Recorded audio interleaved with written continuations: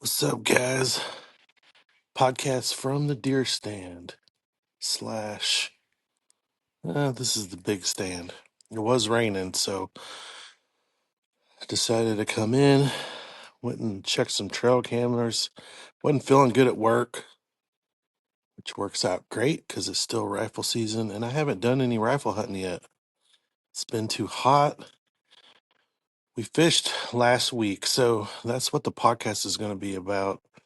Is what is going on in the Glaize with the crappie? So everybody's catching real small crappie. I can't explain it. I'm not going to do any guesstimates or the reason why, but I do know this. If you get into a brush pile or a dock with a whole bunch of small crappie, you can sit there and try to weed them out, but you're better off just to move. Move to another laydown, find a different pile. Some of the black crappie that are bigger are shallower, so 8 foot, 6 foot. Not catching any right on the bank. I am catching some in docks very shallow, but they're suspended over channel swings or next to big rock transitions where the shad have moved up.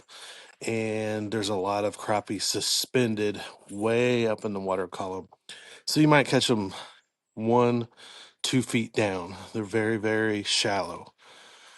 So if you're catching a bunch of small ones, move.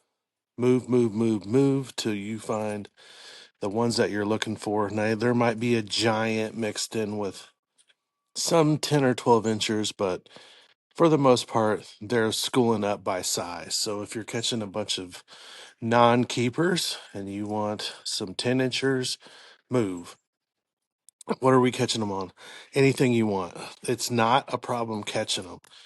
You can use a 1/8 right now, It's a little bit heavier, drops down on them quicker. You can, if you're using live scope, tends to get down there and you can hover it above them a little bit easier with a 1/8. 160, 1/16th works fine. 1/32 works fine. It just takes longer to get down there. If you want to really long pull them on those laydowns, especially the shallow ones, as you go up into the glaze, you got your long pole out, put a 1/4 ounce weight on, bobber stop it, swivel, whatever you want to do, and then tie on your favorite little jig right underneath. Or minnows. Minnows always work great. So it is time to catch a lot of crappie. We've been catching a lot of crappie, and we're looking for places where they're mixed in with the white bass and the largemouth, so you can catch 3 different types of fish, maybe even an occasional catfish, and that is a lot of fun. So it's just going to get better and better. Water temps still in that 59 to 61 range.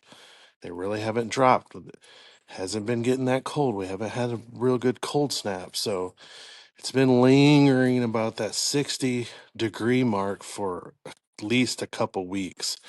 We need a good cold snap. We had some rain come in last night. We had bad storms this morning. So that's going to shake things up a little bit. It's going to make the water dirtier. If we get the water temp to lower, the water temp to lower and get some of the water flowing, I think we're going to have a turnover pretty quick. I thought last weekend that it might have started, but no, it really hasn't yet. So a turnover is coming, but it hasn't messed up the fish any, and we're not in a solid turnover yet. So that's coming. I don't know when yet, but something to keep an eye out for. The big thing all over the internet, messages, emails, saying why so many small crappie. I don't know. I think it's going on all over the lake. Seems like the river bite, once you get above Four Corners, I think the crappie, historically, they're bigger up there anyway to me. But right now, if you want to catch some big ones, you need to be up there. You need to go up past Proctor. You need to get up there between there and Buffalo, all that region up there, those big flats where you got big laydowns and brush piles right on the main channel. They might only be in 6 foot of water, but they're holding big crappie. So if you want to get some big ones, get up in that region. Maybe put in at Wigwam. Do some crappie fishing up there if you're going for numbers. I mean, sorry, for big ones. Numbers and bigger crappie. The bass, the bass have been biting like crazy too, and they're small. You can catch two, three, four off a dock corner. I caught a bunch on a spinnerbait just in the dock floats, in between the bank and the end of the condo docks, right in the middle.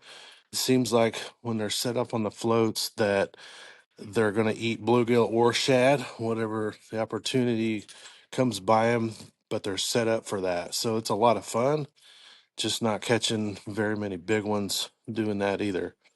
The bigger bass have all came on top water. It's very sporadic. The channel swing banks, big chunk rock, big boulders, big black boulders that stick out of the water a little bit or close to the surface where you have the best banks have at least a 20 or 30 yard stretch of that before it transitions to pea gravel. And that's where the bigger bites are coming from. Buzz baits, big spooks, your super spook. If you have a vixen, you know, what else? Haven't really tried anything else, but I'm sure that a shower blows or a cane walker, something like that would work too. If you like a whopper plopper or chopo, you can do that. I just like for the wind to blow hard, and that has been happening. That happened a little bit on Sunday, and I didn't get any real good bites. I think I caught one small one, and it wasn't even a keeper. So that's not solid yet. We need the water temperatures to drop some more. So good things are coming. Deer season's here. There are bucks everywhere. Where I'm at, I wish that I could have culled through some of these bucks. That 4 point restriction really, really hurt me where I'm at. Here in north central Missouri, I have got a lot of cull bucks, and I'm not going to call them cull bucks. They're just smaller bucks that need to be harvested. And this year, I have the opportunity because a lot of them don't have 4 points on one side, or they have something crazy on one, and just that whole restriction thing kind of really messed me up here. But that's okay. We do have one buck up here. I need to harvest him, and I'm even though CWD has the testing is not mandatory, there's one that I'm a little bit concerned about up here. So if he comes through, we might do some testing. I'd hate to waste a tag on him, but um, I'm more worried about a good deer herd than I am. You know, I'm not. I just would like to get some deer meat. I don't really mind. I like big bucks, and I cannot lie, but that's not really why I'm here. Just I need to put some meat in the freezer, but I would like to get some tested now. I kind of wish I was up here last weekend. It was just too hot, and the fishing was way too good. So right now, get out there. Deer hunting today has been really slow. We just got here because I had to take off work, but um, wasn't feeling good. I'm feeling a lot better now that I'm up here in the stand. But um, if you wanted to stalk and walk through the woods today, it'd be perfect for it because it's been a little bit rainy, foggy. The ground is really soft. The leaves are wet. You could creep around and really have a good hunt. Really fun. It's a little hot though. It's a little hot right now. It's still in the 50s.